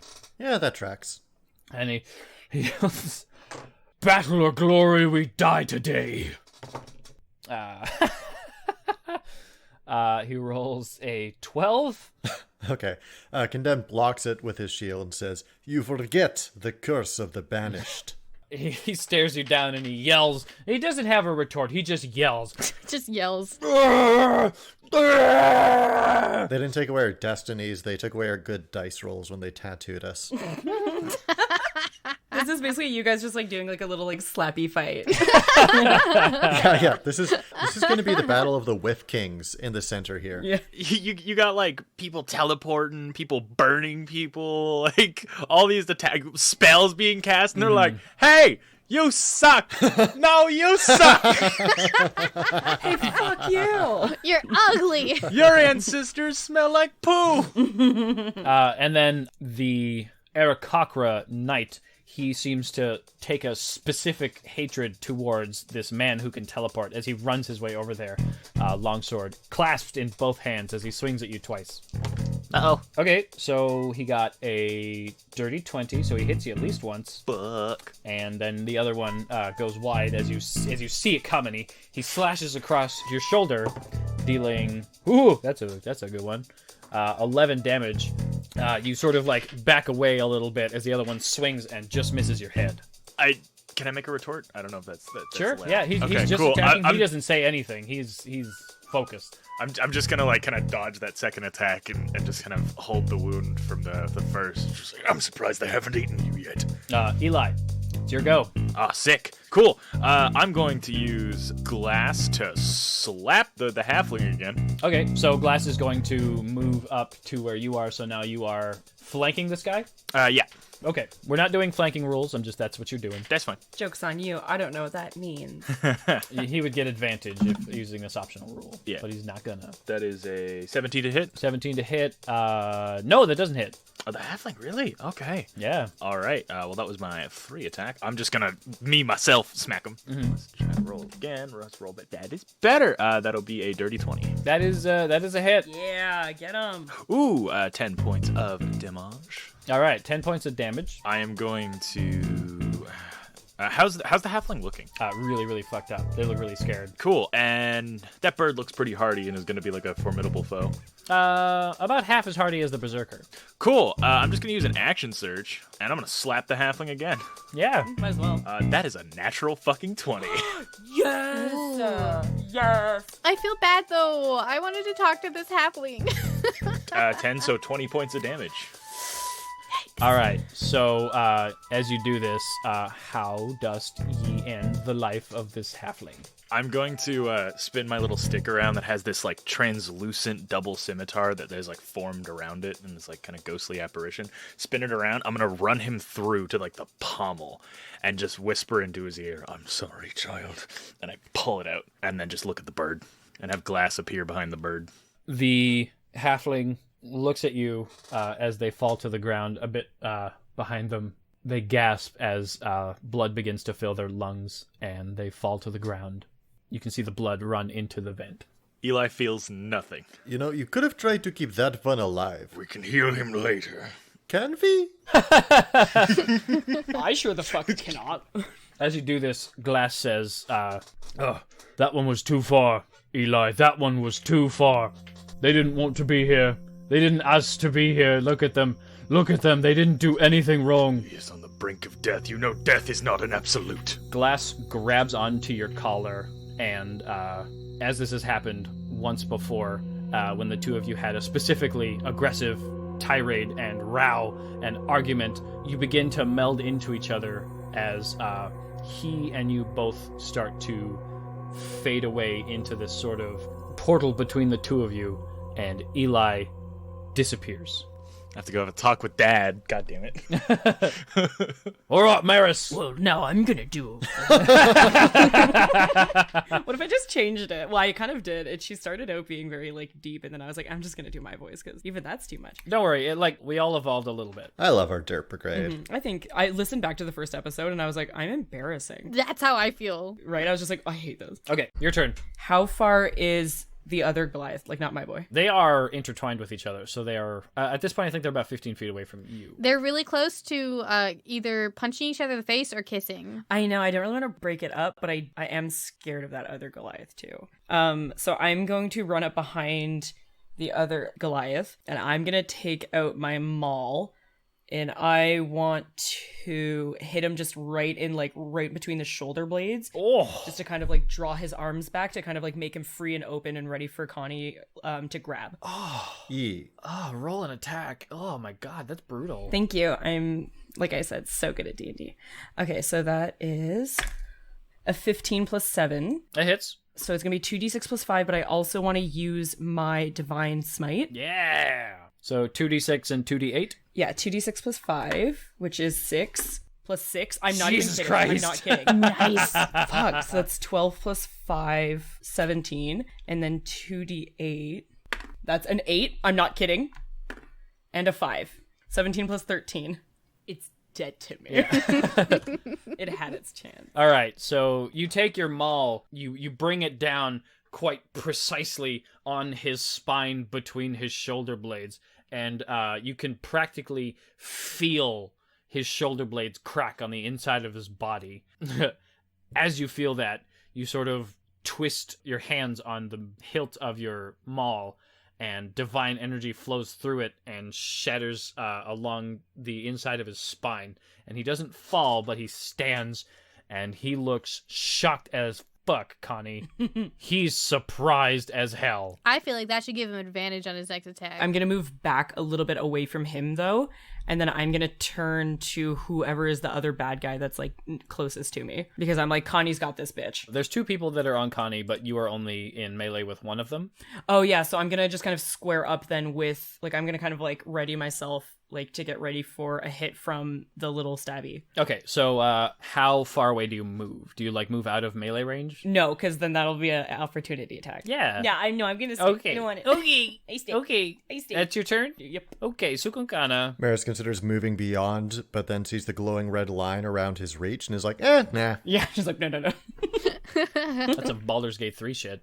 Has the fire spread at all? I'm keenly aware of the arson I'm trying to commit. Averagely. So it is spreading. Just a little bit. And Leon looks down, he says, ooh, it's quite a match. Ooh, this is so spicy. Yes, all right. I wasn't sure if this was going to be like a Hunger Game things where like we are Katniss and then we like shoot the bow at the rich people. How's the Goliath looking? Fucked up. Fucked up, okay. I'm trying to set the room on fire. I'm trying to burn this place down and theoretically damage the wall enough that we can get through it, maybe. Okay. So that, like, just so you know my intention, I want to damage the room and set it on fire as much as possible to give us an escape opportunity. All right. And so that's my intention. What is your turn going to be? Yeah, I'm getting to it. All right? We were on the phone earlier today, and she's like, I'm going to try to be nicer to you in D&D. I know, you both are just difficult with each other. Like, I mean, if he let me talk, God, I was about to be like, oh, well, here's my turn now. And you're like, no, what's your turn going to be? And I'm like, what, you don't want me to convey my intentions to you? Huh? God. It's like when your parents, like, ask you to clean your room and you're about to, and then you're like, oh, well, now I'm not going to. Fuck you, Mom. All right, I'm going to try to use control flames again. Okay. Well, because, like, how far away is the torch from me? About 25 feet away. Okay. In that case, I want to try to throw or produce flame just at the wall to damage the wall further with fire and to spread the fire more. All right. So I'm going to say that you just hit the wall, so roll damage instead. Got an 8, baby. All right. You start another fire on the wall. Like, preferably adjacent to the current fire to feed it. Okay. Leon is like, ooh, such an interesting tactic. Okay, all right, okay. I hate this bitch. And there's a guy who's standing next to him is like, I just think she's trying to burn down the arena. And he's like, oh, just give it a minute. We'll see what she's got. Maybe there's something else here. Okay, and then she's going to use her bonus action to shoot the Goliath. All right. I gotta roll that attack. Roll the attack. Roll the attack. Oh, I got a 11. I don't think that's gonna do it. Your arrow slams into his body, but it doesn't seem to faze him at all. All right, in that case, I want to move. I just want to, like, separate myself as much as possible from the other enemies. Yeah, for sure. If possible, the bird and the other one? Yeah. I'm going to put myself so that I'm not in their line of sight. Like, I'm like Connie's between me and them. All right. If that makes sense. All right. It's going to be a pretty low DC, but they will have like a gentle perception check if they're looking for you. Well, no, I mean just like, so I'm not in their line of sight, so in case they're mages or they can shoot me, they can't. Oh, so you want to be behind a friend? Yeah. Okay. Yeah, you can get behind Connie. I just want to be like out of their line of sight just so that they can't hit me with magic or whatever they've got going on. Okay, Connie, you're toe-to-toe with a Goliath who looks really fucked up. I sure am. And a little weird roguey guy. So the Goliath, he's not wearing any armor, right? No. Okay. He's probably some kind of barbarian, I'm assuming. So instead, the rogue beside me, he's just a human, right? Bill Humanman? Yeah, he's Saul Human Person. And the bird is not beside me by chance. No. He was fucking with Eli before Eli disappeared mysteriously into the distance. Okay. Well then, Condemned is going to try and gut punch Bill Humanman. Yeah. Okay, and that is, of course, a 10. Okay, that doesn't hit. You punch yourself in the dick again. No, not yet. Okay, I guess I'm probably just going to end my turn then, I guess. You don't bonus action? I mean, there's things I could do, but you know what? Fuck it. I'm going to action surge and regret it later. Okay. And I'm just going to use my action to grab Bill Humanman. Okay. We're going to do contested thingy bob. Sure. I got a 19. He got a 21. Fucking... As you go to gut punch this guy, he sort of like jumps up and blocks your hand with his two hands, and then as you see him in the air a little bit, you try to reach out and grab him, and he twists around, and you're unable to get purchase on him, and he lands on the ground again. He says, "That's more like it." Okay. Well, then I guess I'll use my bonus action to short rest and call it a day. Second wind? Yeah, second wind. That's the one. Okay. Man, wouldn't that be nice? Bonus action for a short rest. I was like, whoa! You grab him, lay down, and then take a nap. Fantastic. Yeah, like he's my cat. Yeah. Like I just grab him, and it's like, okay, no, it's nap time now, Mr. Muffins. Let's go. How much HP did you get back? I got 7 hit points. All right, for those playing at home, he got 7 hit points. Which is the only thing I accomplished with my turn. That's okay. No, it's not. So as he looks you up and down, he's oh, all right, let's try this again. And he pulls out his short sword and he goes to stab you. Humanman or the Goliath? Humanman. Okay. Okay, he rolls a dirty 20 That's a hit. and a 7 damage on you. Well, there goes the second wind. He sees that you're very arms oriented, so he gets a good slash on the palm of your hand, and then he says, "Oh, quite something else, isn't it?" And then he like pushes you just a little bit and sort of tries to like aggravate you. And like, it's a little bit weird, but the help action on the other side, I think, should require a like wisdom saving throw or something to see if you were distracted or not. Okay. Because part of this thing is that he can use the help action as a bonus action. So I'm like, Oh, he's one of those rogues. I hate those people.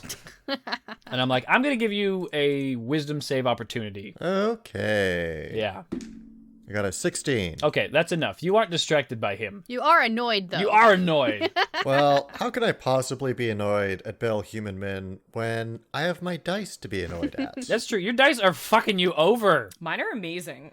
I don't think I've hit anything except for my dick in the past 2 combats. Well, that's not true. That's not true, but it feels true. I am positive that if I looked back, we as a party have done more damage to Condemned than Condemned has done to the enemy.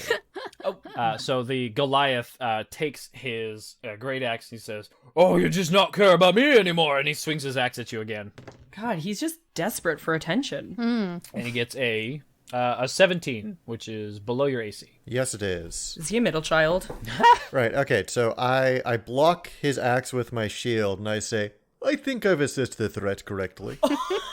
Well, then maybe you should hit someone and just prove your worth. Take your own advice. No, he got you. Girls, you're You're both both pretty. Can I go home now? Have you seen my character art? I'm gorgeous. All right, so the beard sprints his way over and sees Cukunkana just a little bit away, trying to hide. He takes his spear out as he runs basically directly across and tries to chuck it at Cukunkana. Okay. No. What did he roll? 19. I want to use shield. Yeah! Fuck yeah, dude. Fuck yeah, dude. As he throws the spear, you see it coming, you're like, oh shit. You bust out the shield. So she's gonna say, "Kakin akilkan kulumi," which means wolf gust of wind. Oh shit, that's dope. That's pretty wordy for a reaction. But it's cool. It's cool as fuck. Hey, Yeah, fair. holy shit. It's cool as hell. It would be faster if I, like, here's the thing. It would be faster if I was better at pronunciation and speaking quickly, but I'm not. Yeah. So. As the spear flies in your direction, you say, wolf, gust of wind, and the wolf that takes shape over you, it sort of expands over your body. It is the same wolf that the skull is from. You all recognize that this is the same shape. This looks like the same wolf.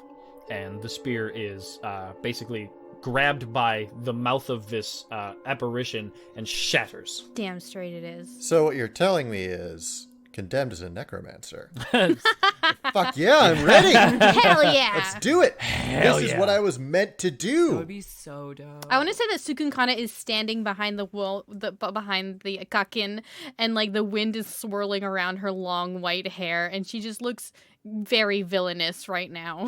Fuck yeah. The gust of wind inflames the fire behind her. Yeah, does it inflame the fire? At least dramatically. At least dramatically? It certainly affects the fire. It does not make it bigger, but it looks dope. Yes. Yeah. Yes. That's all we want. That's the fan art. Because this is new and terrifying to the people you are fighting, the human man, he looks really terrified of you right now. And you are basically like 5 feet away from this guy, and he looks scared as hell. Hell yeah. Good. He should be. Was that whoever, the bird guy, the chicken, was that his turn? Yes. Okay, so then I'm going to use my stone room. Okay. All right, so I use my reaction, and he has to make a Wisdom DC 13 saving throw. Okay, he rolled a 13 plus math. Yeah, big surprise. Okay. Okay. This has never worked. I'm so sorry. Flavor-wise, what happens? Because we're making audio, we gotta see the thing that also doesn't happen, so we know what we're trying to do. Can we just skip it? No, okay. So what happens is when the bird ends his turn, Condemned is going to look at him, and the stone rune is engraved upon his chest. And he's going to look at the bird and hold out a hand, and the stone rune is going to glow and project out of his chest in that, magical girl way. He's going to say, "Stop! Do not lay a hand on the girl." And as he does so, the rune is going to also give his voice a sense of authority and of condemnation that is magically enhanced. And then it does nothing because he rolled 13 plus math. He's like, you can't talk to me like that. Yeah, basically. I don't know you. You're not my mom. How dare you? You're not my dad. How dare you? Yeah, you're not my fucking dad. You're not a cop or my dad. You're not my supervisor. Meris. I'm going to turn to the Goliath. And I'm going to be. You also like... have a human man who's right there with you as well. But the Goliath is hurt more and could go down Yeah, faster. I said what I said. Let her say what she says. I'm just making sure that you remember. I'm just I'm saying. going to turn to the Goliath. I'm going to turn to the Goliath. And I'm going to be like, why do you think no one else is a fucking threat? And then I'm going to smack him with my fucking mom. So that is... Ooh, that's a 16 plus 7. That hits. Cute. 2d6 plus 5. That's a 3. Plus 3 is 6. Plus 5. 11. Where do you hit him? I think this time, I like to think that I was just like, hey, and then he like, why the fuck do you think I'm not a threat? And then he turns around and then I just smoke him in the chest. Like how, instead of how I hit him in the back and the spine and his chest popped out, I want to like pop it back in. Oh, gross. But this time it's kind of the opposite. So he's like doubled over. Do you want to say gut instead? Sure. Okay. As he turns to look at you, you swing and you hit him in the gut, sort of popping his chest back into place as he doubles over and he throws up a ton of blood. He's not dead though? Nope. Oh my god, what is with this bitch? He's screaming in a Goliath frenzy. He screams Russianly. I think I'm gonna put you out of your misery soon. Is it too late? Can I add on my Divine Smite? Nope. You just hit, and then you can say, I'm going to do a Divine Smite. The real pro gamer move is to hold a smite in your back pocket until you crit. Oh, nah. Yeah, no. I mean, like, kill him. Gods know I'm not going to do it. Connie doesn't kill people. That's 7 plus 3, so 10. Okay, so you say this, and as he throws up a bunch of blood, you do that familiar move of sinking more divine energy into him, and then he throws up more blood, but it seems like it's all purified and sort of like a disgusting sort of milky yogurt sort of chunky substance that you have seemingly purified with your divine energy as he falls to the ground and smashes his face directly into this pile of liquids that he has formed on the ground. That's what purify looks like to you? It's like you curdled his blood. Okay. Yeah, my soup just turned into cottage cheese. Purified. Do you have anything else you want to do? No, that was gross. I think I'm just gonna be like, yeah, and then I'm gonna turn to Human Man. Because I feel like, what's Big Bitch gonna do? Bye. All right. Cukunkana. So I got this rogue. Yep. Untouched, by the way. Untouched. Okay. And he's right in front of me, and he looks scared of me. Super scared. Super scared, as he should be. The bird is the one who attacked you, but there is the rogue guy next to you. Okay, wait. The rogue is next to me. Yes. Okay, so then he's not next to Cukunkana. Cukunkana is next to you. Is she? I thought I was like a bit behind. How far behind were you? Because you said you wanted to be like behind Connie. I just assumed you wanted to be I said I wanted to be out of line of sight, like lined up with Connie. Okay, so I'll say you're like 10 feet away from this guy. 10 feet away from Connie and this guy. All right, I am pretty done with this fight. I want to cast a 2nd level guiding bolt at the rogue to instill more fear into him. Okay, roll your attack. Can I get advantage because he's scared of me? No. Damn it. I mean, I had to ask. Yeah, that's fair. Totally reasonable question to ask. I got 18. 18? That hits. Good. 19 points of damage. Okay. And it's also guiding bolt, so... How do you kill this man? Excellent. Fuck yeah. Okay, so Cukunkana is standing there, and there's, like, wind, like, a little bit of wind left over from... Because this is, like, all in 6 seconds, right? So there's wind left over from the Kakin mask, and there's fire dancing around in the room, like, reflecting off of her skin, and she's gonna lift up her star map, and she's gonna make eye contact with this man. She just looks at him in the eye, and she says, Suku. And sends over the guiding bolt to light him up, literally and figuratively, with a radiant light that just sucks out all of his life. And then it goes out like a torch. And with it, his life. Exactly. As you watch this man fall to his knees and you extinguish his life like a torch, he falls to the ground and lays motionless. And as soon as that happens, there is a moment that draws all of your attentions. The giant bone and leather and skin door slams open. And at the very middle of this door that you all came through when you were brought here, a small kenku is standing at the base of this door. There's no one else around, so it seems like he must have opened this door himself. He simply says, "Leon, what are you doing here? What is happening here? Tell me what is going on exactly." Oh god, his boss made an unannounced visit. The wall's on fire. There's corpses. Okay, so you said this is the door that we came through, right? Yes. There's a wall between us and the throne. Yes. Okay. There's a bit of a balcony up top where you can see Leon, Cool. who's watching this fight. I bet we could smash through that firewall. Just saying. You know what I think we could smash through? The Kenku? Yeah, Condemned is gonna throw his javelin at the Kenku. Sure, you go ahead. Roll an attack. He's pretty far away, so you might want to roll with disadvantage. Why do I even bother? 12. Oh, let's see if I got a nat 1. Yeah. See if I hit... No! You know what the second roll was? What? 19. Oh. Ooh. Oh my god. Just to spite me. Just to show me what I could have had. Javelin flies through the air, and it falls rather short of him, just doing, and it's like standing just straight up into, just impaled into some flesh. And he says, "Oh, nice throw." Awkward sounds.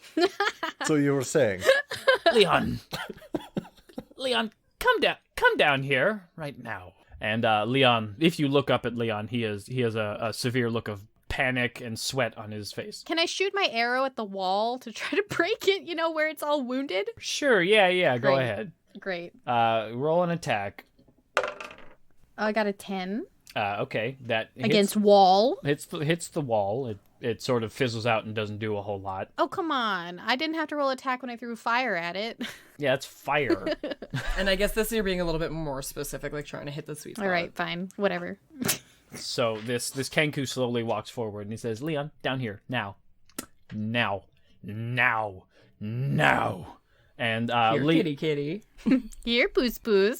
Leon runs down, followed by his cohorts, and the wall comes down, and he runs past you guys, like, as if you're not even there, and he says, "Oh, Can I spit at him? I hiss. okay." You spit at him. It lands on his body, but it's like he doesn't notice. He runs up, he says, "Oh, hi, Chop Chop, nice to see you. Chop, chop. Great to make your acquaintance. I much appreciate you coming by. I was just you remember how you told me about the people with the spark? I was just interested in what they could do." And Leon looks at him and he says, "This is not why I gave you this power. This is not what this is for. I don't understand what you're doing, because it's pointless and wasteful. And look at this room. It's a gladiator match. Shut up!" Why? He uses power word kill and immediately murders Leon. Oh, thank God. Fuck you. Oh, I wanted to kill him. It seems like he points at his hand at Leon, and Leon's head just seems to like have a seam open up just between his eyebrows, and a line of blood seems to go across just above his eyebrows, all the way just above his ears, as the skin and the skull pop open like a Pez dispenser, and his brain just sort of explodes.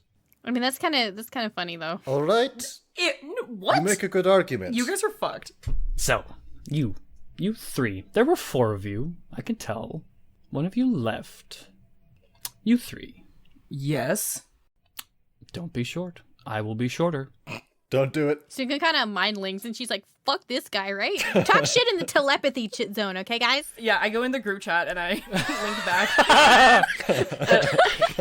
And I'm just like, he kind of is short though, isn't he?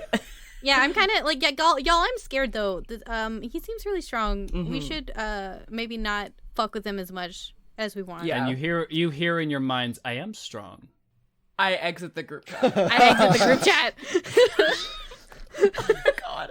Okay, so we have a bit of a problem.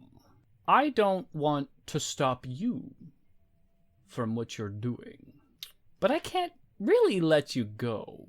However, your friend out there, she did something rather magnificent, and I really want to take her with me. So, for now, the three of you get to go. Which friend? He means Fang. Oh. The wolf lady, she quite incredible. You three have what's known as the spark, but she has the flame. So, you three can go back to wherever you came from, but she is going to come with me. And she agreed to this, by the way. Condemned is going to think back to his interactions with the Fang. Really? Yes. She has the flame? Yes. She found it. Condemned is going to think back to his last few fights. Oh, she's quite amazing. She has the most incredible anger that you've ever seen in a person. That checks out. Yeah, I might have that. Oops. I am rather impressed, actually. And so, you three, go back to wherever you came from. And his voice is changing and altering to various different voices because, as some of you might know, Kenku have a mimicry trait in which they talk using other people's phrases or noises or whatever. And he says, okay, so I'm going to let you in on a little bit of a secret, okay? You know how everybody, all these people seem to think that you have to eat like an entire arm or a foot or an eye or a brain to gain whatever knowledge it is? It could be as little as an eyelash. But I told them this. I told them that would be more. Because then it would instill fear. And fear creates anger. And anger creates flame. And so, I'll see you again. Sometime, of course. Don't you worry. We'll see you again. My name is Chop Chop. I don't know, remember? Do you all have names, or are you, like, just wandering, useless individuals? My name is Huakuk. It's not. Don't lie to me. I don't like liars. It's my surname. Leon was a liar. Yeah, and fuck that guy. What are you gonna do with Fang? Oh, I don't know yet, but I'm excited to find out. So why don't you want to stop us? I'd like to see what your spark grows into, if anything useful, of course. All right. Now, we either do your names or I leave. I want to remember you, but I will, either way. I just want to have a name to the face, you know? Condemned. Meris. Sukun Sukun? means sharp. It's a strong name. I like it. I like you a lot, actually. I really like you. You have a little bit more. I'm going to, like, take a step, kind of just, like, I'm just going to move a little bit kind of closer to Cukunkana, just, like... Don't move. I'm assuming that the reason you've been burning down villages is to create more fear and more anger, yes? I haven't been doing any of that. I simply walk around and find people worth knowing. It's this, and he gestures to Leon's dead body. It's like, that was this foolish individual's endeavor. You see, he wanted to do something a little bit more brash. He wanted to make this an entire cultish religion. It was not what we were looking for. Not what the point of all this was. So you're done with that now? I'm saying too much. I've never been done with it. I'm going to leave. You all have a great time. Oh, and someone out there, some guy out there, he's got your lizards. He's just outside of town. Don't you worry. They're okay. I didn't do anything to them, okay? Okay, it's good talk. I'm gonna go take Fang, and we're gonna leave, and it's gonna be a good time, okay? So I'll see you later. And then he disappears. Okay, we're gonna rescue Fang just out of spite, am I right? So right. Fang doesn't deserve this, even though, like, you know, they're kind of... But I want to rescue them just to fuck this guy over. Yeah, we're gonna have... But, like, fuck. That guy is... He killed Puss Puss in one hit. Yeah, I want to set the rest of this room on fire as we leave. That's fine, yeah. Fuck this place. Have you ever seen anything like that? I mean, to be fair, we don't know how strong Puss Puss was. That's true. He's probably a weak bitch. But, like, I've never seen someone just, like, kill a man with a look. Kill stealing bitch. What the fuck? I wanted to kill that fucking poos. Also, Fang has a flame? An anger flame? Did I do that? Possibly. Cukunkana wants to, like, kind of reach into her bag and kind of, like, hold the little, like, beans in her hand and think about becoming a god. We have to become a god to kill this bitch. We could have punched him. We could have burned him. We could have crushed him with our maul. but apparently there's more than one way to skin a puss. That's it. That's all I've got. Is that the end of this episode? I think so. Oh my god, because wow. What a way. Holy shit. There's one way to skin a puss. More than one way to skin a poos. Thank you everyone for listening to episode 14 of Tales of Bone and Ice, starring Grimhilde as Cukunkana, Marilyn as Meris Terracit, Candor as Condemned, Nightmare as Eli, and myself, Brian Sherwood, as the DM. Music and editing done by Chelsea Love, with additional editing done by Brian Sherwood.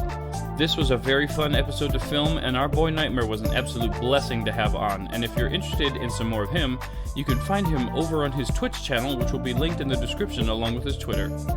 As usual, thank you again, and remember, regularly brushing your hair can help cut down on household shitting, which will alleviate dust buildup in your home.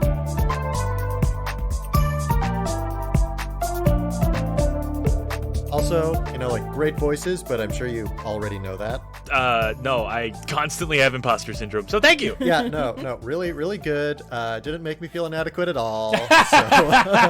I'm sorry. Yeah, get the fuck out of my house. All right. Thanks so much, Nightmare. Yeah, thanks. Thank you, Nightmare. Adios. Have a good one. Bye. I miss him.